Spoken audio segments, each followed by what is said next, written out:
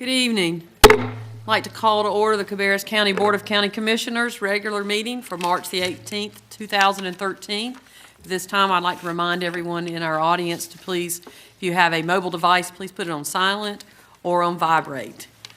At this time, I would ask that everyone rise for the presentation of colors by Girl Scout Junior Troop 232 from Harrisburg United Methodist Church.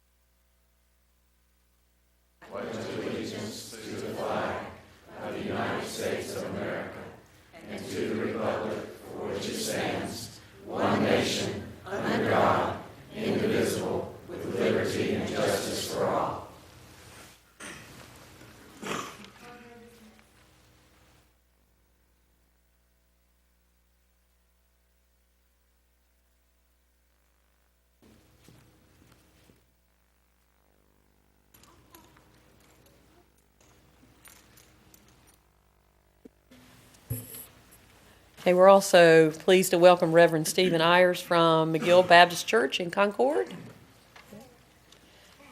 to deliver an invocation. I'd like to share with you first a half a verse. One should not live by bread alone. My personal eisegesis of that verse says you need barbecue too. And we invite you all to come to the McGill barbecue this Friday, 11 to 7. Meet your constituents. Thank you. May we pray. Creator God, we are thankful that you call each and every one of us your children. We are thankful for this body that meets. We ask for them the utmost wisdom as they always consider the common good, the common will. Now bless us in this community. Help us to be faithful citizens. Help us to understand our responsibilities to be part of a free state.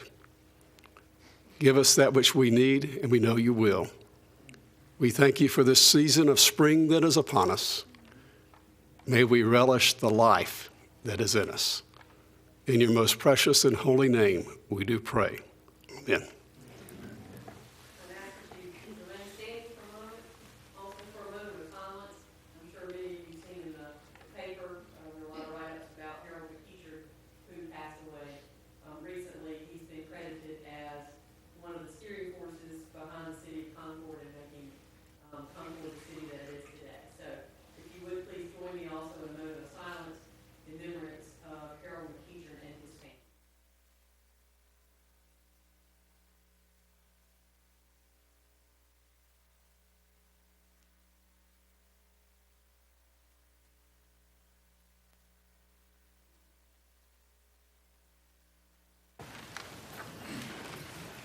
We are always happy to have our Girl Scouts different scout troops that come. So today we're happy to welcome again the Girl Scout Junior Troop 232 from Harrisburg United Methodist Church. And we'd like for you to come forward, please. If you'll come up to this microphone. You may have to pull it down. Y'all are all good and tall, so you may not need to. That one right there. If you will please introduce yourself and tell us what school you go to and what grade you're in. I'm Allison. I'm in 5th grade, and I go to Harrisburg Elementary. I'm Gabby. I go to Urban Elementary, and I'm in 5th grade. I'm Haven. I go to R. Brown McAllister, and I'm in the 5th grade. I'm Natalie Lomax, and I go to A.T. Allen Elementary School, and I'm in the 5th grade. Ladies, we appreciate you helping us tonight. If you will go over this way, Commissioner White would like to give you a county pin for your service of presenting our flags.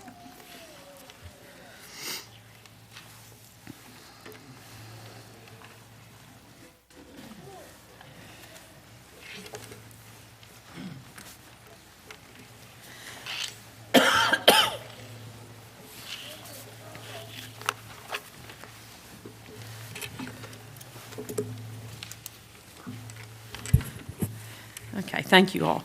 The first item that we have is approval or correction of the minutes.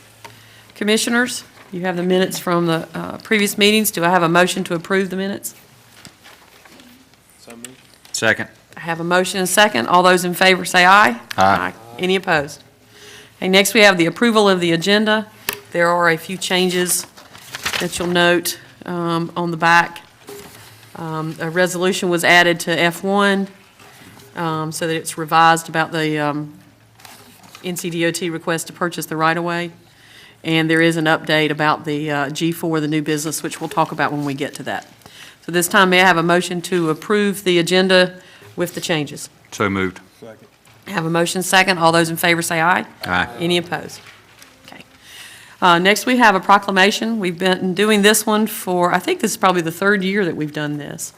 And I'll read it. Whereas Life Share of the Carolinas is focused on saving lives by increasing participation in the North Carolina Organ, Eye, and Tissue Donor Registry, and whereas April is observed as National Donate Life Month with unwavering support from the nation's donation and transplantation community, and whereas Life Share of the Carolinas, the organ procurement organization that serves Cabarrus County, is a part of that community and has its own programs to highlight the importance of donating to save the lives of others. And whereas over 3,600 North Carolina residents and 114,000 people nationwide are in need of life-saving transplants, and whereas residents of Cabarrus County have been touched by donation as recipients of life-saving transplants and as members of donor families who have literally given others a second chance at life, now be it resolved, we, the members of the Cabarrus County Board of Commissioners, do hereby proclaim the month of April 2013 to be National Donate Life Month in Cabarrus County and urge our residents to give serious thought to the importance of eye, organ, and tissue donation, and if so desired, to join the North Carolina Donor Registry and further to notify their family members that they have done so. At this time, I would accept a motion to adopt the proclamation. So moved. I have a motion. Do I have a second? Second. Motion and a second. All those in favor say aye. Aye. Any opposed? Okay. Next, we have informal public comments. We have a number of comments tonight. We'll start off with Price Crutchfield.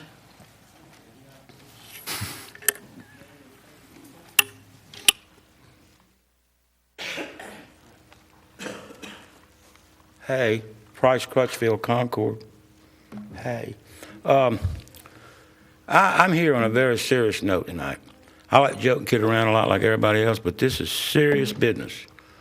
We've got a Concord police officer. His name is Jeff Eford. He's been with the Concord Police Force almost 20 years. He's a captain. He's been lying under oath in court to Judge Hamby. He lied in court to Judge Hamby on me. This is what he told Judge Hamby about me. Under oath. Your Honor, he's come into restaurants and harassed my family. I challenge anybody in Concord or anywhere else to show where I've ever harassed anybody's family.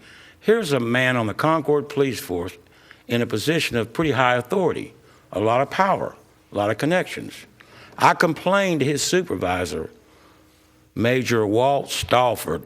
On his answer machine, it says, "Have a blessed day." How in the world can I have a blessed day when I've got a captain on the Concord Police Force, almost 20 years experience, that's so insecure that he's got to lie under oath on me in court and not one thing done about it? I don't understand. Now, again, as I've stated before, I'm just trailer trash, and I know my place, and I'll keep my place. But I don't lie under oath, and I certainly don't harass people's families in restaurants. I don't do that. I just don't do that.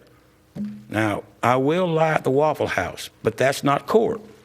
That's the Waffle House, and you're expected to tell one or two. But again, on a serious note, a captain on the Concord Police Force, and this is the same captain, by the way, that prior to this had me charged with participating in a riot.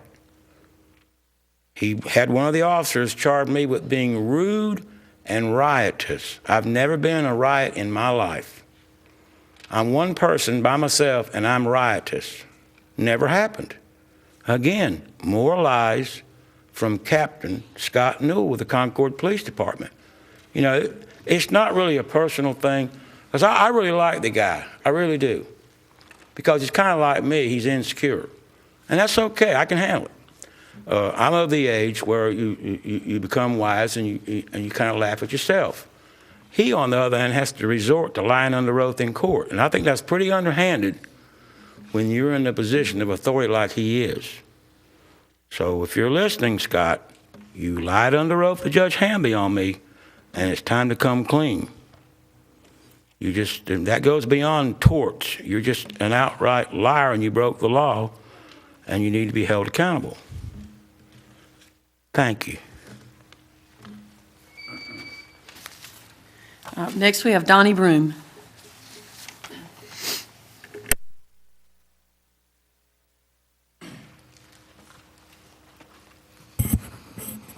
Chairman Poole and Commissioners and Mr. Downs, I'm Donnie Broom, President of Hartselle Athletic Association and Play Top Gun Sports. I wanted to come to you tonight and tell you that we started a project at the Rocky River County Park about 2006, and I'm here tonight to tell you it's completed. And I wanted to come to you, and we've got some other guests here tonight, and I think Robin's going to introduce them. But we just wanted to say thank you. Thank you to the Commission. Thank you to the CBV for making this facility possible. It's a big asset for that park, and everybody's just so proud of it. And we wanted to come before you tonight and say thank you for everything you've done. Robin Phillips.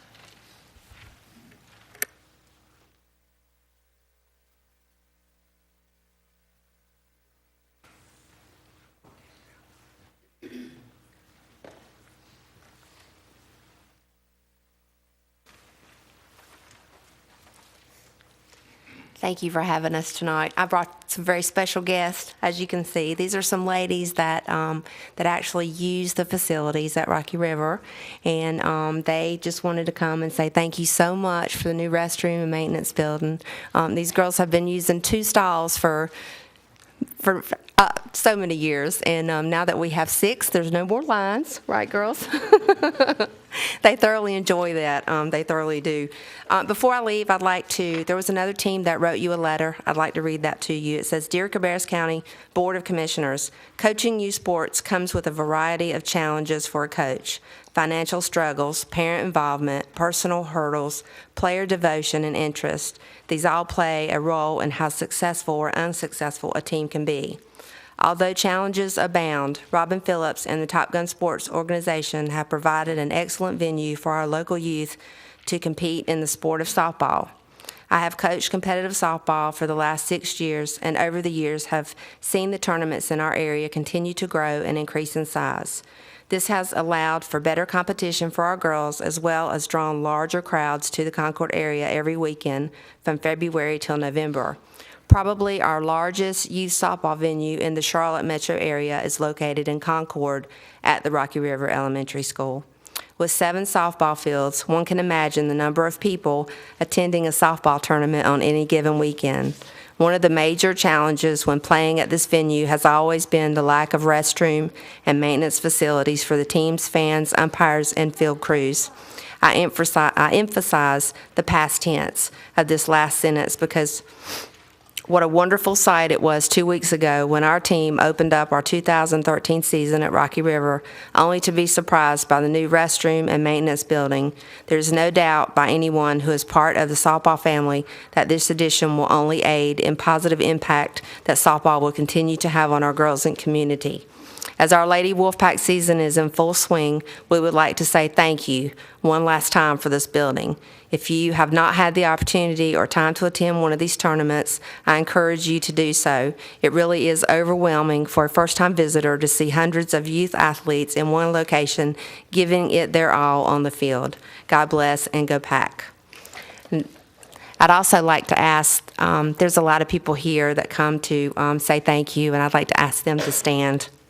If everybody here would stand, that's here in support of those restrooms.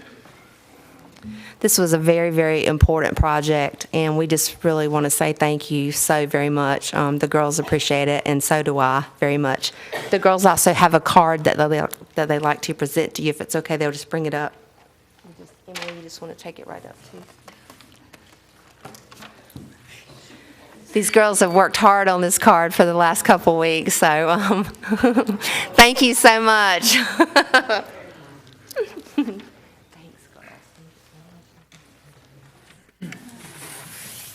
We do appreciate it for everybody that came out, and I think we will all agree with you that it was a very good project, and it's a good one that we were able to facilitate. So I've been out there when there's no place to park and no place to hardly move, so it is most definitely a used facility in the county. So thank you all very much for coming out. Next, I have Kay Scott.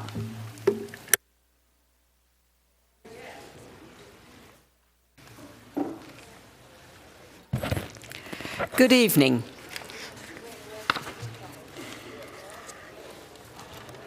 I thank you so much, Liz, as our chairpersons, and the Board of the Council, the Board of Commissioners. It's indeed a pleasure to be able to address you tonight.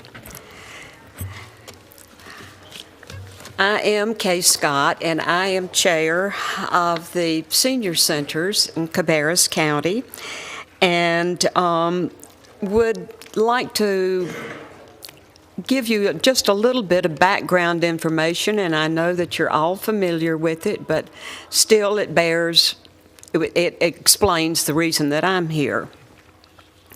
Our county manager, Mike Downs, and our GSA director, Kyle Billiford, presented proposed plans to our advisory council at our December 17th, 2012 meeting. At this meeting, they discussed and all the options for possible renovations that could happen to the senior centers or center in Concord. This was very exciting. The options were all wonderful, but after much discussion, we chose option 3 to present to you board members for consideration as a one-time project. This was discussed highly and very thoughtfully, and I want you to know that it was a unanimous decision by our board, voted that night on the 12th of December, or 17th of December, for the county manager to bring back to you our desire for option 3. So we just want to thank you, number one, for being considered, and we also want to encourage you and hope with all our hearts that this unanimously approved recommendation to the board will be chosen to be included in the list of the completed renovations that you're considering tonight. Thank you again for your time. Thank you. Ted Drain.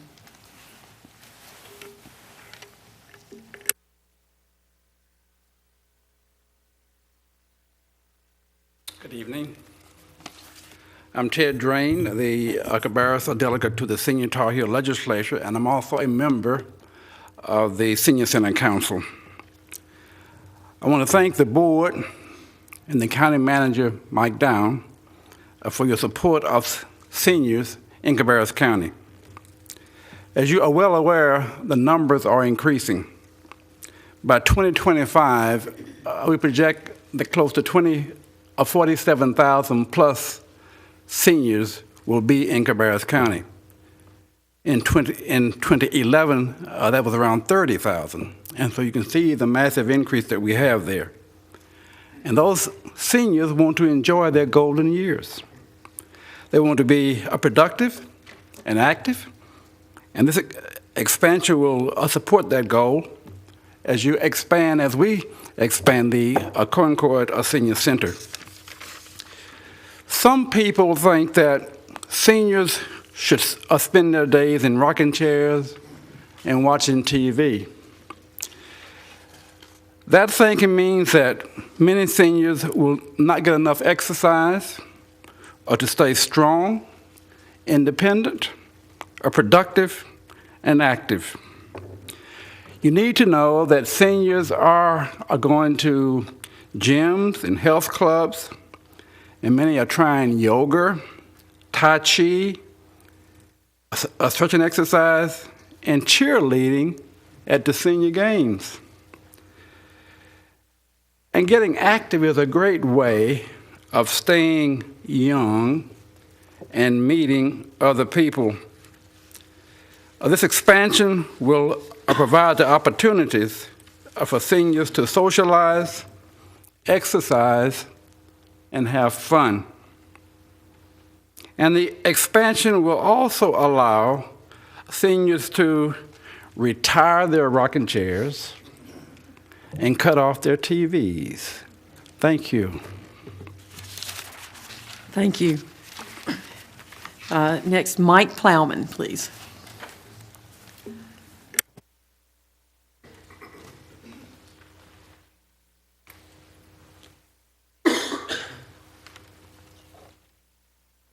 Hello, my name's Mike Plowman. I'm one of the board members for the Senior Center Advisory Council. And I want to thank the commissioners for considering expanding the Senior Center for several reasons. One, the rooms are almost always fully scheduled. If anyone comes up with some need for a room, then it's pretty difficult to get fitted in.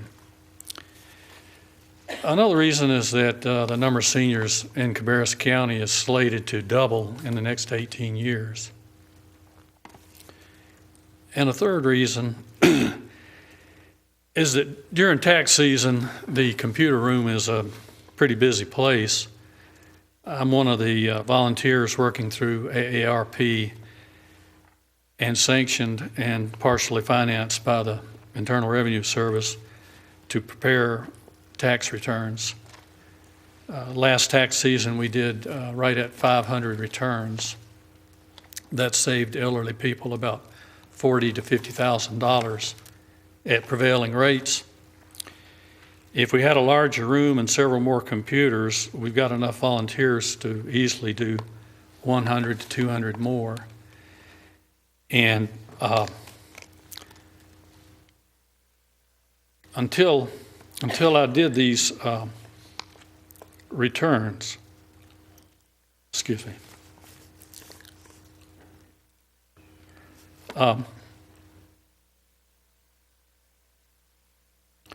I never really realized how little money a lot of people have to exist on. That's all. Thank you. Thank you. Next, I have Mally Plowman. She's not here. Okay. Okay. Next, I have Denver Walker. Yes, I'm Denver Walker, and I realized that I thought it was going to be on the agenda tonight, the Second Amendment, but I'd still like to take a little time. And I reside at 10,000 Mount Pleasant Road, Midland, North Carolina. I'm a veteran. I took an oath to uphold and defend the Constitution against both domestic and foreign enemies, and in my mind, there's no statute of limitations. And I would like to remind you all that you've taken a similar oath, and I would like to ask you to take a stand similar to Beaufort County and defund any county agency that tries to uphold any law passed by the federal government which is in violation of our right to keep and bear arms, as defined in the Second Amendment. The county sheriff is the most powerful law enforcement official in the land, and as such has the power to refuse to allow any federal law officer to come into his county and arrest anyone without his approval if he so elects. This statement is easily verified if you wish to do so. Sheriff Mack of Arizona refused to comply with the federal law several years ago, and his stand was upheld in the U.S. Constitution. And our sheriff has provided some lip service to this issue, but he's not really taken a stand. My question to you is this: will you take a stand by passing a resolution to defend and uphold the Second Amendment? That's it. Thanks. Thank you. John Lynn.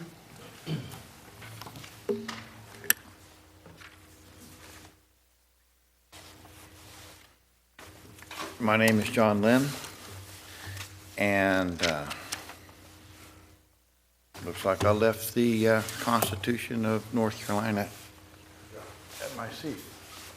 Did I drop it?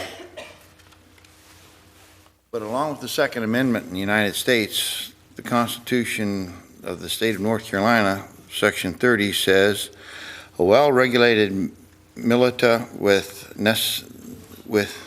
being necessary to the security of a free state, the right of people to keep and bear arms shall not be infringed. And I'm here to ask you if you would pass a resolution to uphold the Second Amendment here as well. You all realize that the Constitution is a lot of negative things to hold back government from usurping their authority over the people. And sometimes the government will rationalize, not you, but some governments rationalize the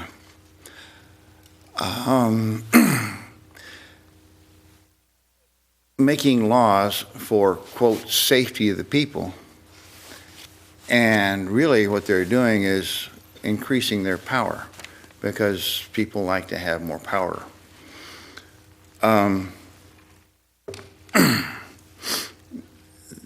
That is not, in my opinion, the right way to go about it. You took an oath to protect and defend the Constitution, and I would like you to uphold that oath and show your support to the Second Amendment, realizing in history that things like Switzerland, who has armed their people, every man goes to the military, comes back out of the military with a weapon, and they've done that from quite a long time. Hitler left Switzerland alone because he knew they were armed and mountainous and hard to get to. We in the United States had, during World War II, Japan didn't come over and invade California for a couple of reasons. One, they didn't have a whole lot of resources, but they knew that our citizens were armed. And even in the beginning, when we had the shot heard around the world, the British were coming over trying to take the weapons away from the people of the United States.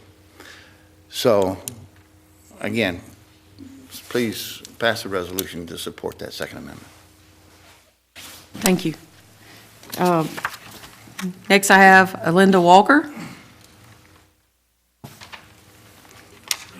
Short and sweet tonight, commissioners. I'm here as a concerned citizen who wants you to do more than just merely placate the people by saying that you will support the Second Amendment. I want to see some action. And Sheriff Mack is another reason, because he has stood and made a precedent for you to follow. If you're not sure about who he is, it's all over the internet and you can look it up for yourself.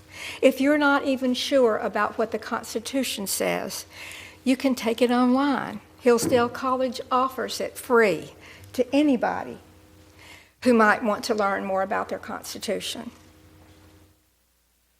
I am concerned that my sheriff is not going to stand for the people. He has done no more than just talk. I think it's going to take more to make him understand that the people that are in this audience here tonight need to have their rights under the Second Amendment. Thank you. Thank you. Gary Steele. Madam Commissioners, I'm Gary Staley. I run and own concealnc.com. George Washington said it best: "Hey, free people ought to be armed." I am in support of the Second Amendment. And as the lady said before me, we want more than just talk. We would like for you to take action to protect us. As Fast and Furious happened, a branch of our government was running guns across the Mexican border, killing American citizens and Mexican citizens. The whole time screaming, we need more gun control. We don't trust our government. We're looking for you, to protect us. We want more than just, well, we're going to support the Second Amendment. We already enforce unconstitutional laws.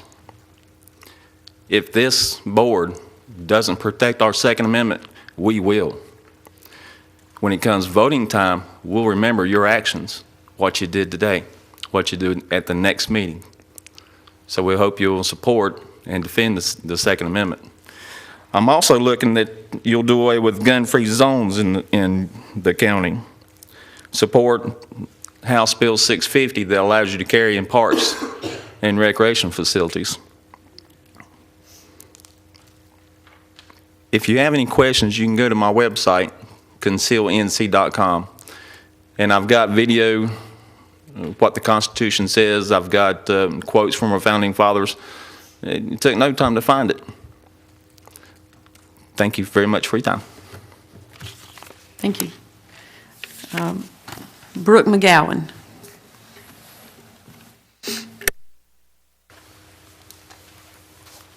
Good evening, Commissioners. In keeping with tonight's theme, I'm going to speak a little bit about why we're worried and why we're concerned. In order to win the war on guns, the progressive left and Democrats are counting on our ignorance of not only the Constitution, but also case law that supports the Second Amendment. Government school systems over the last 30 years have educated the children of America down to mindless souls we see today. They have systematically prevented generations of people from truly understanding the meaning and the intent of our Constitution.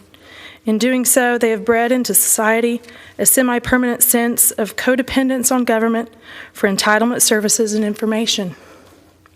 While this is by design, they did not anticipate, nor do they control, the vast independent information sources available to people today.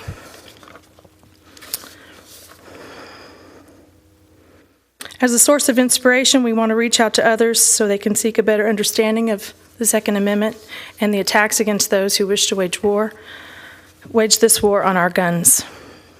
Case law McDonald versus Chicago, 561 U.S. 3025 at the year 2010. This is the first landmark Supreme Court case that is important to understand in this regard. In its most basic form, the decision dismisses the proposition that a state, whether New York, Illinois, or North Carolina, or a lower government, be it Chicago or Concord, can supersede or ignore the rights guaranteed in the Constitution, specifically the Second Amendment. As we know, states and local governments had argued that the Second Amendment did not apply at the local level.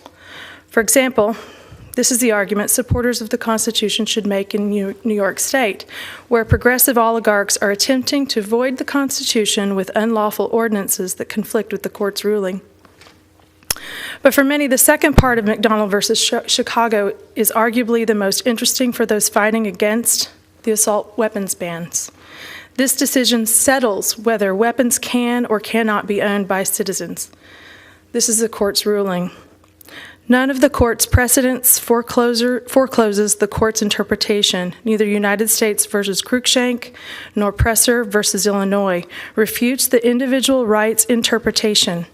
United States versus Miller does not limit the right to keep and bear arms to militia purposes, but rather limits the type of weapon to which the right applies to those used by the militia, that is, those in common use for lawful purposes.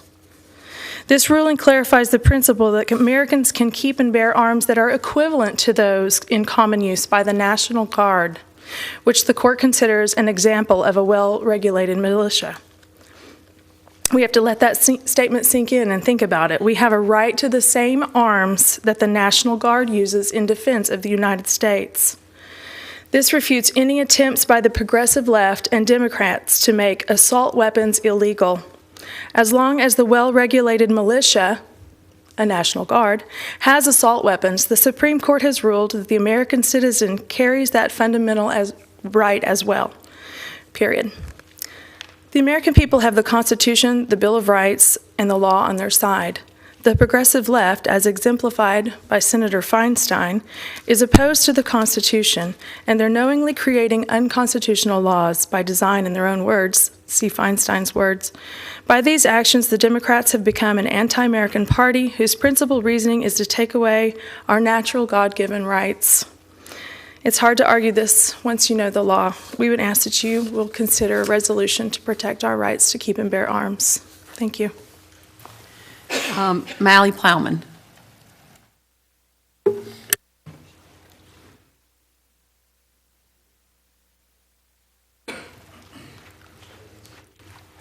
Good evening, Commissioners. Thank you for letting me slip in late. I was busy at the Senior Center, which is what I want to talk about. I want to tell you how much those of us that teach, which I do at the Senior Center, how much we appreciate the fact that you have okayed money to give us some expansion and some updating that we really need. We have so many baby boomers, and I'm married to one of them, and they're just coming in all over the place. We do have classes, all kinds of classes, and right now sometimes our classes are in 3 rows separated by walls, and so sometimes it's hard to know whether you're tap dancing or hula dancing. So we are really looking forward to these improvements, and also an improvement of our kitchen will just allow us a lot more things to have going on. And it's a fun place, and you all are invited. Thank you. Thank you. Francis Costner.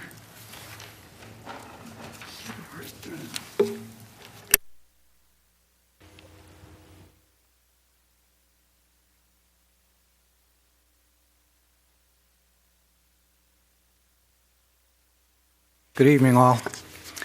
My name is Francis Coster. I write newspaper columns called The Optimistic Futurist that are carried in a number of newspapers, including the Independent Tribune and the Salisbury Post. As a futurist, I spent a lot of time thinking about public policy and some of the challenges that are facing us, some of which you've heard talked about this evening.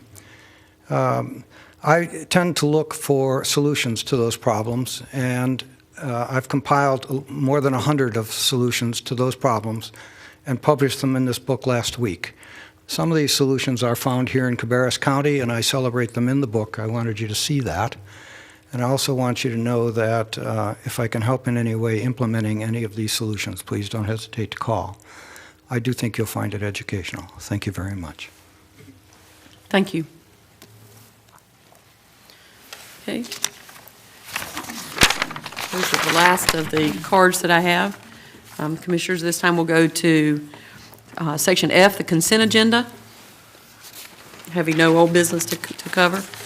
Please note that F1 does have the revised motion to include the adoption of the added resolution. So this time I'd accept a motion to approve the consent agenda. So moved. I have a motion and I have a second. All those in favor say aye. Aye. All those opposed? Okay, next to new business. First up, we have from Finance, refunding of general obligation bonds in aggregate principal amount of up to $95,580,000 and a public hearing.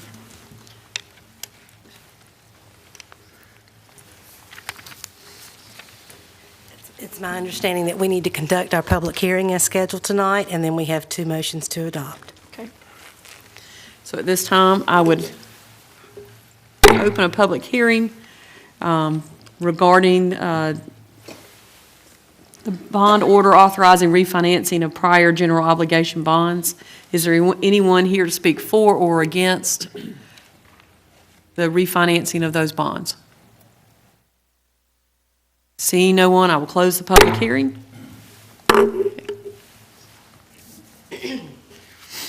Now, I think we need to make a motion to adopt the order authorizing $95,580,000 in refunding bonds up to that amount. Up to that amount. Okay, do I have a motion to adopt the order?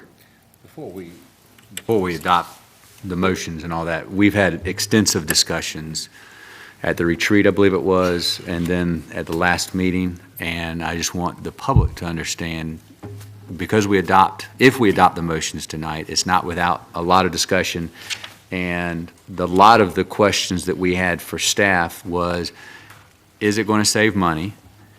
I don't remember off the top of my head how much, but we were going to be saving money over the lifetime if these get reissued.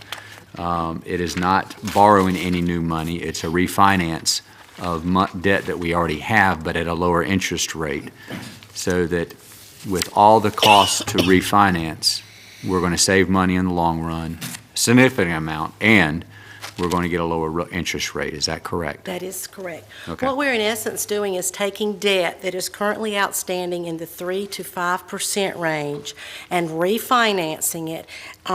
If the sale goes as we hope, and there again, we won't know the numbers until April 25th is, I think, a date that we would like to initially offer. The rate should reduce to somewhere in the neighborhood of 1.97%, and if it does that, then over the life of the loans, the Cabarrus County citizens will save around $6.3 million. Now, let's talk about the interest rate, is that we can set what the interest rate's going to be or what we would sell it at, so that we're not going to go up to 7%. Oh, correct. And we won't go to just 3.75%. I mean, we set it, say, this is the amount and this is the rate. Right. We do not have to sell unless on the date that we intend to sell, the market is where we want it to be, and we have savings that we are happy with. And the LGC will not allow you to sell without a certain amount of savings. And then also the rate that we're getting, or we potentially will get, is based on the bond rating that we've had, that we've fought hard for, that I think we got about 3 years ago. I think it's AAA plus. Where's Mr. Nagel? I saw him earlier. Isn't it about a AA plus, or not AAA plus? We'll take it, but It's a very strong bond rating Yeah. for an agency our size. it's a AA plus, I believe. It's a AA plus. We're actually going to go back to the rating agencies with this refinancing, probably in a few weeks. And you never know, they always might upgrade, but I think more than likely you'll stay at the AA plus range, which is a phenomenal rating. It's Well, amazing. as a point of reference, the AA plus rating was obtained when, in fact, I believe it was within a couple of days of it being attained, was when all the bond rating agencies downgraded everybody across the board. You had a bond sale in 2008, in the middle of kind of a financial collapse. You sold bonds in November 13th, actually. But that's when they, all the way across the United States, they cut everybody's bond rating, but they did not cut ours. They strengthened ours. Yours was not cut, that's correct. Right. Okay. Thank you. I mean, so the point is, it's not, even passing these tonight, it's not through a lot of hand-wringing and also discussions we've had. That's what I want to get. Are there any other questions? And the terms of the bond are not extended either. We will still pay them off in the same period of time. I'd make a motion to adopt the order authorizing 95.58000 refunding bonds as presented. That'd be $95,580,000, I believe. Okay, I have a motion, we have a second. All those in favor say aye. Aye. Any opposed? Okay, then we also have a motion. I'd make a motion to adopt the resolution providing for the issuance of $62,390,000 general obligation bonds, Series 2013, subject to adjustments as provided herein. Okay, I have a motion, do I have a second? I'll second it. All those in favor say aye. Aye. Any opposed? Okay, Thank you very much. thank you.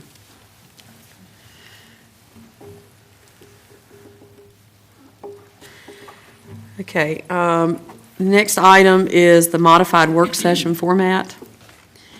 And I understand you all had a good discussion at the work session.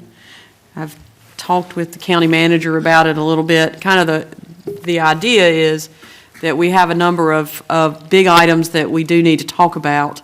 It wasn't meant to take away from anything that we're currently doing, but to be able to have some bigger discussions at our work sessions that we wouldn't necessarily take action on. More like the things that we've done at the retreat. I think in years past, we've had what you've called parking lot meetings to talk about some bigger issues, which is additional meetings. So the conversation that Mr. Downs and I had was that to continue, as far as this goes, to continue our work sessions in the formats that they currently are, and then we would try to add some of those items as we can fit them in, but do understand that some of these items we may need to call some additional meetings in order for us to give proper guidance to the county manager and to the staff. Okay. Do you want to add anything? Yeah, I think you recapped it. The discussion, it was a very good discussion at the work session, and there was there were some different opinions. So you might want to give everybody an option to voice those opinions as well, because there were some different opinions. But it was the proposed modification was not to again change anything, make anything less public, make any of the decisions giving them their proper amount of time. There was an option of, because there are some large issues that you need to discuss as a board. I think we can do that in the current form, and if we can't, if some of them take too long, we can actually set up a meeting just for those issues, and those meetings would be public as well. So, as all our meetings are public. So. Any other comments as far as the? I think that one of the things that Commissioner Burge brought up that I'd like to put an emphasis on is the concern in regards to items that are on the consent agenda. And at any point in time, even if we move it to the consent agenda in the work session, that at this session, if someone speaks at the public comments, we can pull it off of the consent to have more information, so that we're not hamstrung by that if somebody brings that up, because that was a concern that Commissioner Burge has, and I believe that Commissioner Morris added to it, and when I agree with that, is that if somebody speaks about an item on the consent agenda, it doesn't mean that we have to keep it on there. We can pull it off and have further discussion if we want to do that. So I think that was important to be able to do, but I do believe that we need to start adding things to our work session, not to move into voting in 2 weeks, but to have more discussions. Today, when we had the chance to meet with our legislative delegates, two things cropped up. Is one, I think that we were talking about the airport authority, and that's something that needs to, I think we need to have further discussion on that and come to an idea about what we believe is our role in that, if any. And then second is that I brought up House Bill 236 in regards to the commissioners taking on or transferring of the school property over to the commission to take on not only the current properties but also future construction of schools and maintenance of schools. I think that's something that we need to discuss in more detail than a 30-minute presentation at a work session. I think we need to devote a good amount of time to get those issues flushed out. And there's one other issue that I wrote down, but I can't find it now, and Mr. Downs may have. Yeah, you started your discussion on the matrix of all of the locally funded programs that are going on in the county, and you, at the retreat, you had the opportunity to recognize the ones that you thought we should continue funding, but also you didn't have quite enough time to do all that, so we sent them home with you, and you did complete those. We've just not come back together to discuss those, because those, based on your decisions on those different programs, would definitely have an impact on how we present and prepare the budget to you for the upcoming year. Today there was some discussion on one other topic that I'm just not It's not ringing a bell, but There were there's four. There were four, and I can't remember what the But I think- final one was. I think that's important that we start putting those onto our work session and engage in that conversation. It may be that we have a separate day devoted just to that topic, whatever it may be.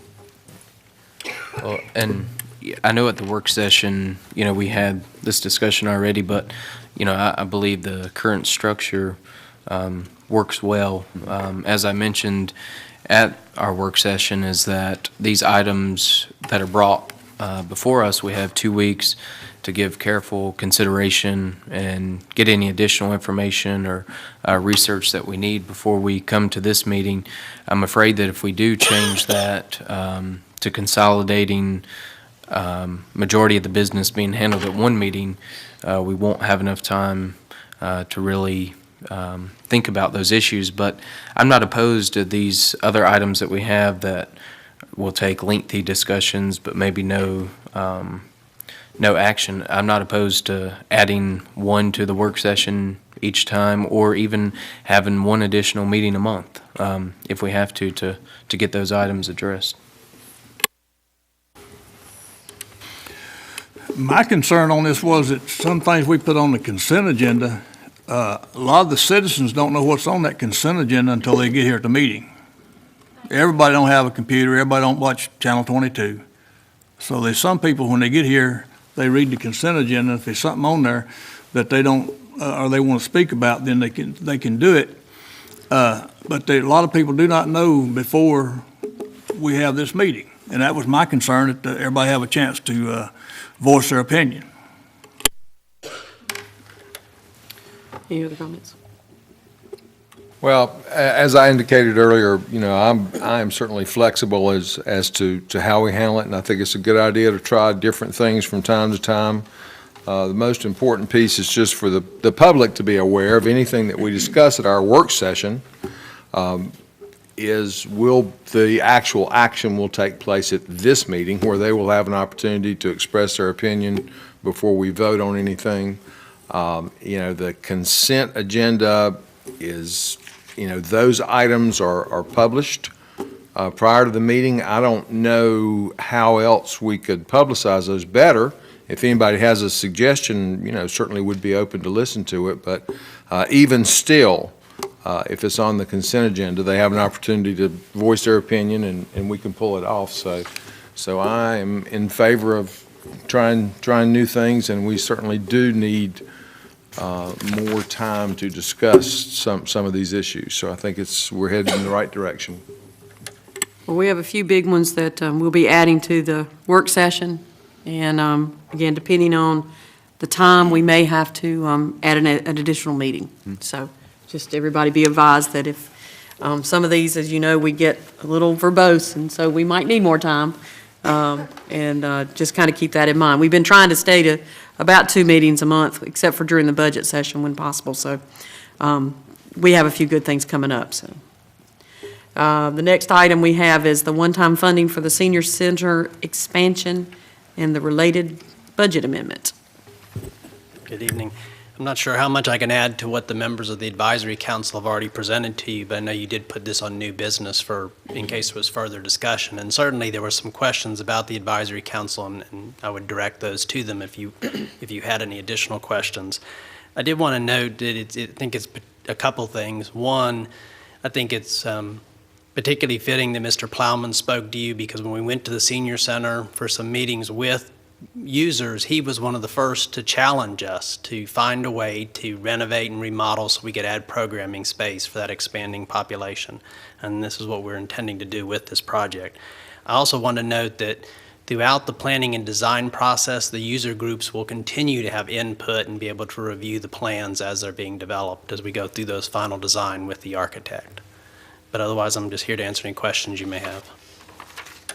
Are there any questions from Mr. Marshall?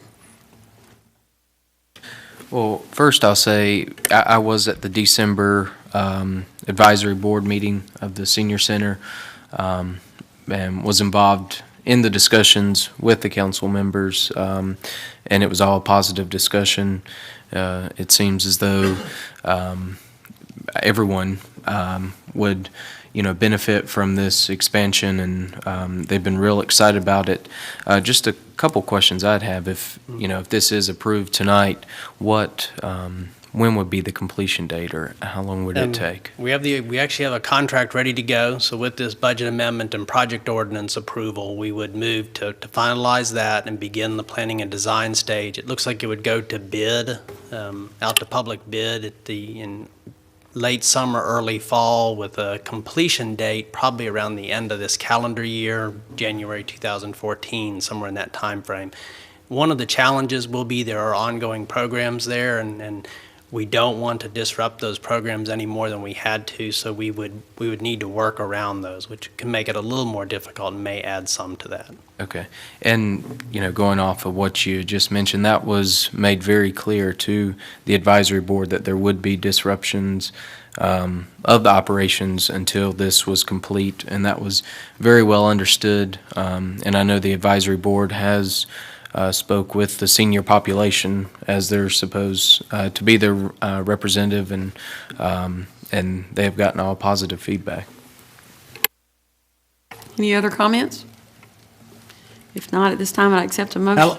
How long is this, the addition, how long will that provide enough space for them? With the population estimates we have, we're already taxed for space. So we have the Mount Pleasant Senior Center as well. I think, ultimately we're going to need to look for other facilities. We've talked about a facility in Kannapolis, but we've also talked about the need to have facilities within our parks or develop areas within our parks that are oriented more towards the senior population, because that group is growing so rapidly, both from immigration and, of course, people aging. How much more can you add to that building? I think we're going to be pretty much at the maximum at this point. As you know, the topography makes it difficult on some sides. We've cut into the slope on one side, and then in the back there's already some trails, and the topography makes it difficult. So I think this will be the extent of what we can expand that building. Would it not be more feasible to just go find another place and build a new center? I think ultimately, this will allow us to expand program space within the existing facility that's already being used and to enhance that. But ultimately, yes, we're going to need to look for another location. I think we would need to do it in these stages, though, in order to meet the needs. I mean, is it a wise decision now to spend $400,000 or $500,000 down there that is just sufficient for now? I think that's ultimately a board decision. For this amount of money, I think it does give us a very useful addition. I think, Mr. Burge, to address some of your questions there, we're in the process of coming up with, we're actually looking at all the different services for seniors. And I think as we progress through that strategy or that strategic plan, several different things will come back, whether it's programs or services. But I think one of them is definitely going to come back is, and same with some of our other facilities, do we operate out of one facility or do we have multiple facilities? And that would be the question. Do you have one very large senior center that they come through, that the citizens would come to from all over the county, or do you maximize the Concord Senior Center now and then look at as far as expansion in other locations of the county? So, and we'll be bringing those issues back to you as we continue this process of how do we handle this next wave. The baby boomers are coming through, whether they're here now or whether they're moving here. And we already see that there's trends that there's a lot more people within the senior age that are moving here to be close to their parent or to be close to their children. It used to be that they were moving into North Carolina for either the coast or the mountains to just retire, and now they're moving around larger metropolitan areas so that they can be close to where their children are at and where they're working in those areas. So there's going to be a big change, and we're trying to, as a staff, look at those changes, but it also, as we look to make some decisions, we're going to be bringing them back to this board for you guys to help with those decisions and sort of give us some direction on how you want us to address them. Well, it just seems to me like that since the senior center and the senior citizens were put in the Parks Department, that it's been a rush all of a sudden to add on to that building down there. And I still get a lot of complaints about what's going on. And I just question, is this the time to do it, or is this the right addition to put onto that building? It don't seem like maybe you had a lot of thought about it, I don't know, but it just don't seem to me like this is the time to do it. Any other comments? Okay, at this time, we do have before us a motion to approve the Senior Center Expansion Project, including the required budget amendment, related project ordinance, and authorize the county manager and county attorney to complete the contract with Morrisburg Architects for design. Do I have a motion? So moved. Do I have a second? Second. We have a motion, we have a second. All those in favor say aye. Aye. All those opposed? Aye. Motion passes 4-1. Next item we have is health insurance.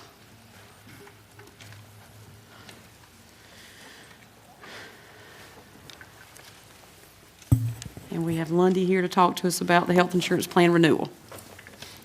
Good evening, Commissioners and Chairman Poole. We also have Mark Brower here with Mark III, who did a presentation for us at the work session.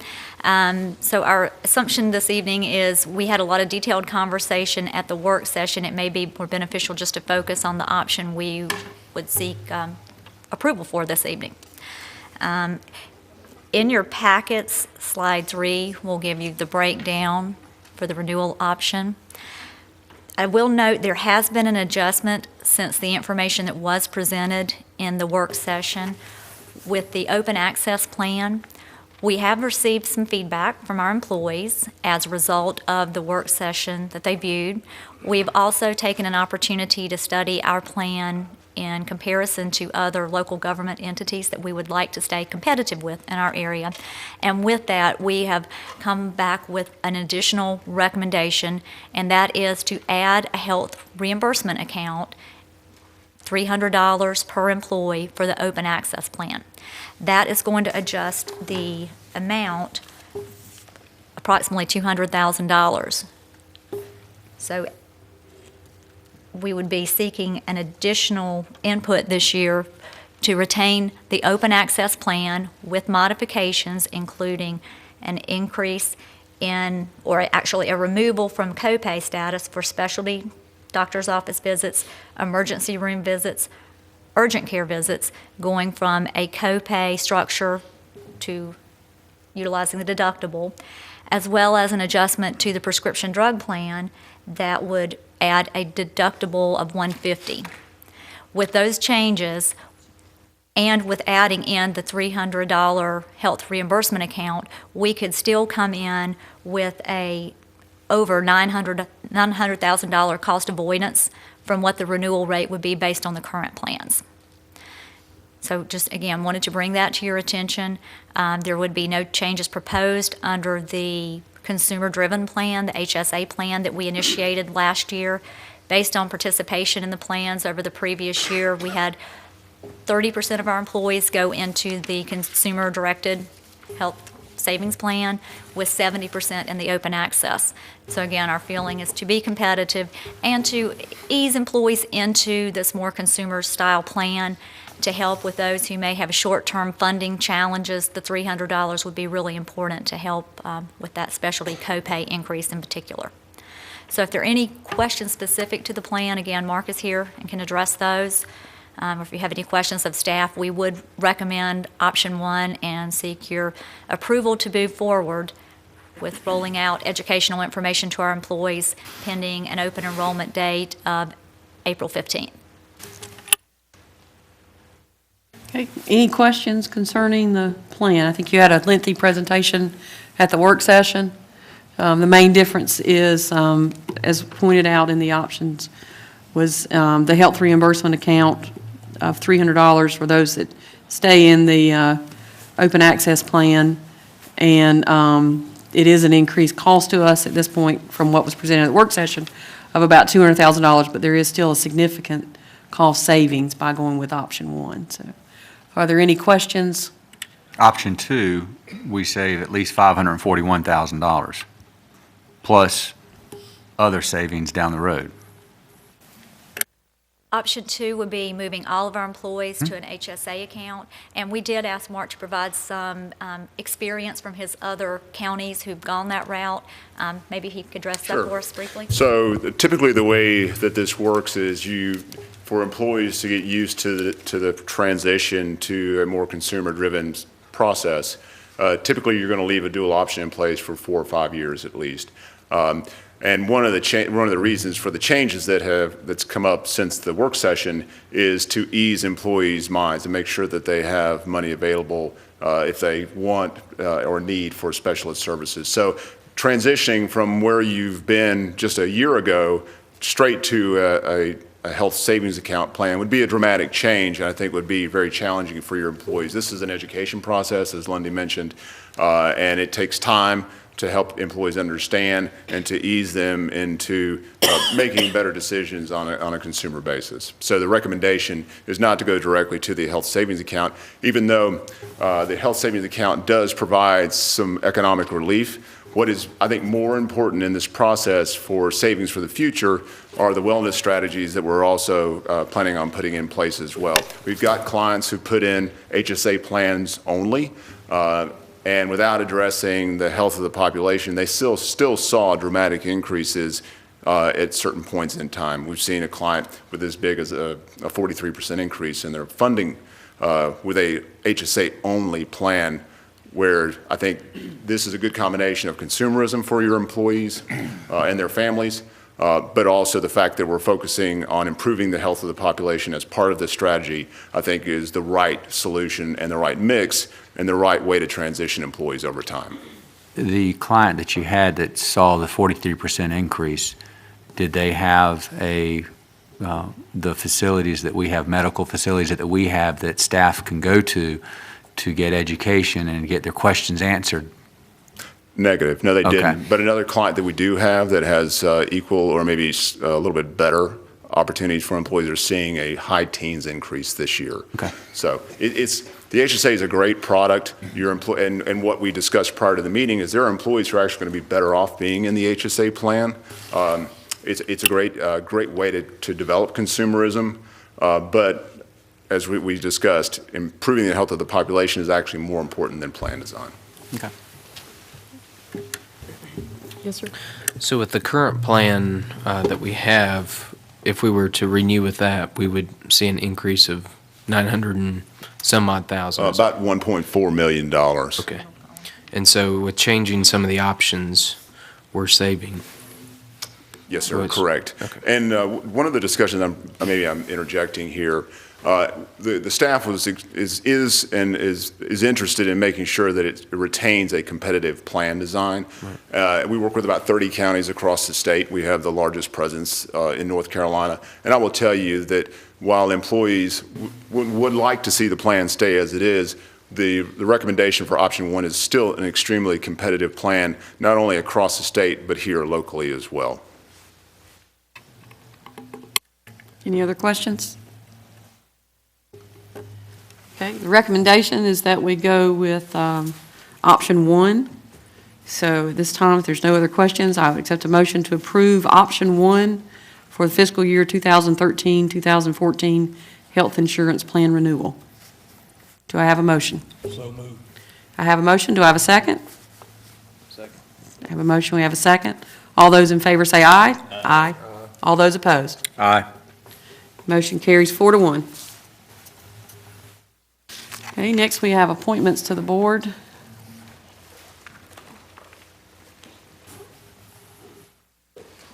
Let's see. First one we have is a Home and Community Care Block Grant Committee.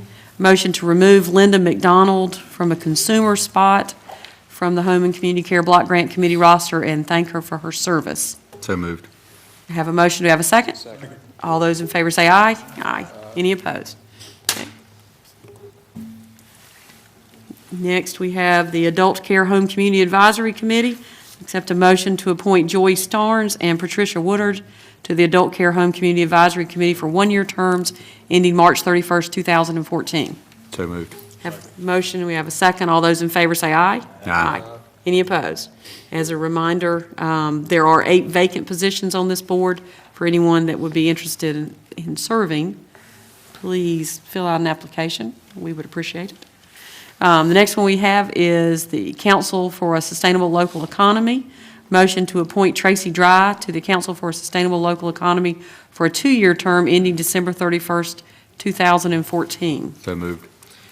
I have a motion and a second. All those in favor say aye. Aye. Any opposed?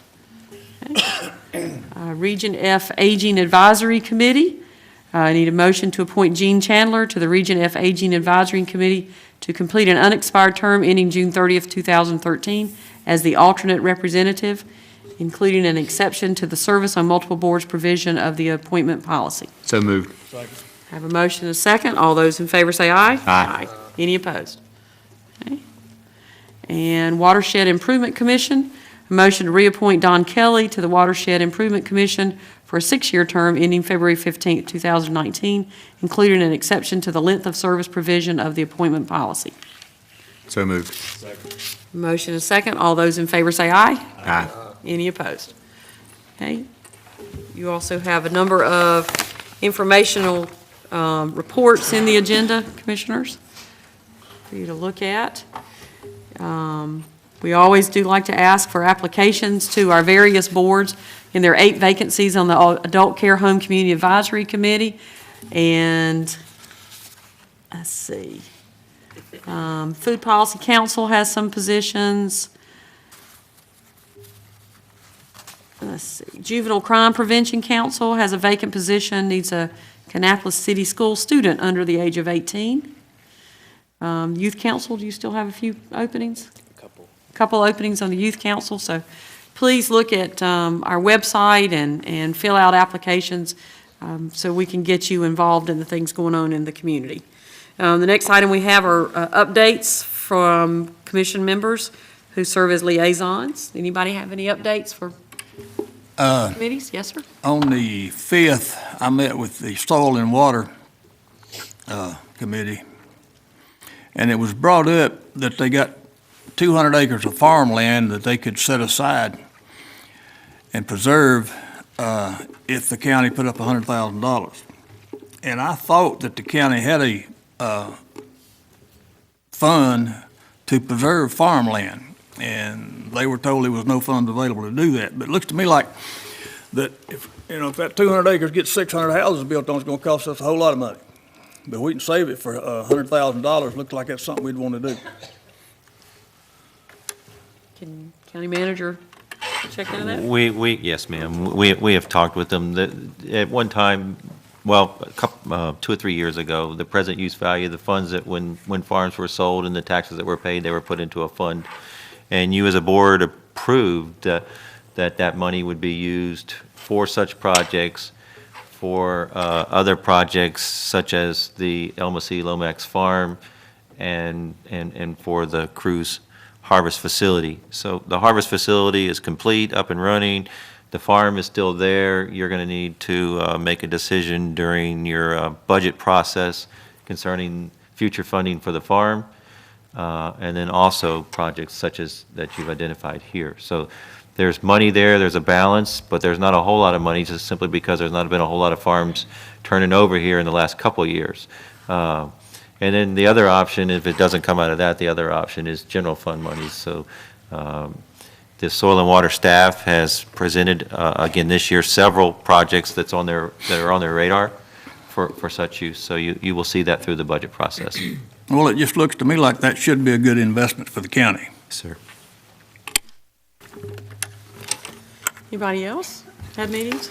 Wanted to let everybody know on the Cabarrus Health Alliance that they were one of 11 awarded nationally accreditation by the Public Health Accreditation Board, which is supported by the Robert Wood Johnson Foundation and Center for Disease Control and Prevention.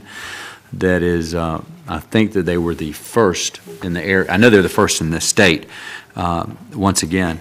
So they received accreditation, which is a testament to Dr. Pilkington and his staff and what they've done. That was a very difficult thing to go through, especially when you were the first, because there's a lot of questions they had. They came back with more, and there was interviews, so it was a good process there. Also, Dr. Bracewell began as a permanent part-time physician in the Women's Health Clinic on January the 1st. He's board certified OBGYN, as well as certified in OB ultrasonography. So he's helping out there. They've received a grant, a $17,000 grant from focused on a Cure Foundation to support its breast health program, which links low-income uninsured women with clinical breast exams and mammograms. They've also implemented an employee wellness initiative that if they're successful in the first stage, they should receive a $13,000 grant from the North Carolina Medical Society to support it. So that's something good, something there. Also, had the privilege yesterday of going to Greensboro, and I don't know if who all is aware of, but Dave Parisi is a teacher out at Robinson, and he coached the first state wrestling champions out at Robinson about 2 years ago, and he moved from coaching wrestling to starting up a VEX robotics competition. And this is the first year they've competed in the state, and they won. They swept competition. They did, let me get this right here. They competed in the Technology Student Association state competition in Greensboro. There was about 50 teams throughout North Carolina. They had 2 teams. They actually have 3 at Robinson, but 2 qualified to go. Team 1 was driven, there was 3 people on the team. Brandon Rector was the driver, Chase Porter, Drake Thornton, Shane LaCourse, Brock Masters, Andrew Huffman. I counted more than 3, but that's part of the 2 teams, I believe. They finished the qualification round ranked number 1 in the state and qualified them for nationals. The other team qualified 5th, but they ended up winning the entire competition against all the other teams. They won the entire competition to win the team state title, and they qualified for a national tournament as well. And on that team was Veer Patel. He drove the machine. Evan Murphy, Shane Greth, Bo White, Omar Menifee, and Andrew Dabbs. They all qualified to go as well. So that out of the two of the 3 teams, the 2 that competed, they did win. And in fact, that was the first time they competed in any competition, because they were supposed to go to regionals, and that was on a Saturday, which it snowed, and with the snow, the school system thought that they should not go to Boone, up to Watauga County and compete, so they did it. Congratulations to Dave Parisi as well as the young men that participated, and it was refreshing to see the number of young ladies that were there competing in other schools as well, so that it was a great competition. They created the robots, they programmed it, and they did everything on their own. And this is freshmen, sophomore, and juniors. I don't think there's a senior in the high school that is competing. So that was good. Bo is my son, and what was great is that midway through that afternoon, his younger brother, Jason, said, well, next year I'm going to be in high school, so I'm going to get to compete against him. So that was great. I have one update, or I guess announcement. One of our youth council members, Harrison Reef, that's a student at Concord High School, was selected to serve in the Youth Legislative Assembly that was held in Raleigh this past weekend. And that's a program where as a member or as a high school student, you go to Raleigh and represent your county as an acting state legislator. They have a slate of bills and committee work that they work on, all meet together, vote on the bills, and then those bills are in turn sent to the state legislator and the legislative members, informing them that the Youth Legislative Assembly had passed them or denied them. So it's a great opportunity for them to see how the state government works and how the state legislator operates. The MPO, we had our meeting, we have one coming up, but the last meeting, we welcomed the new DOT Secretary, Tata, came and spoke.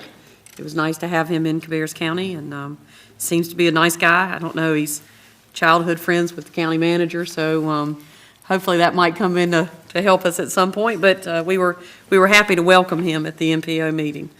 And another thing with Robinson, you had 5 or 6 DECA members that qualified for nationals, so they're trying to fundraise money to get to Anaheim, California. And I hope that if anybody that has extra change, I'm sure that the folks at Robinson would appreciate it. They had some excellent competitors at DECA, and they're looking forward to getting to Anaheim, like I said, to compete and bring some more trophies back to Cabarrus County. Any other general comments by board members? Good news, we don't have a closed session tonight. So at this time, if there's nothing else, I have a motion to adjourn. Do I have a second? All those in favor say aye. Aye. We are adjourned. Good night, everybody.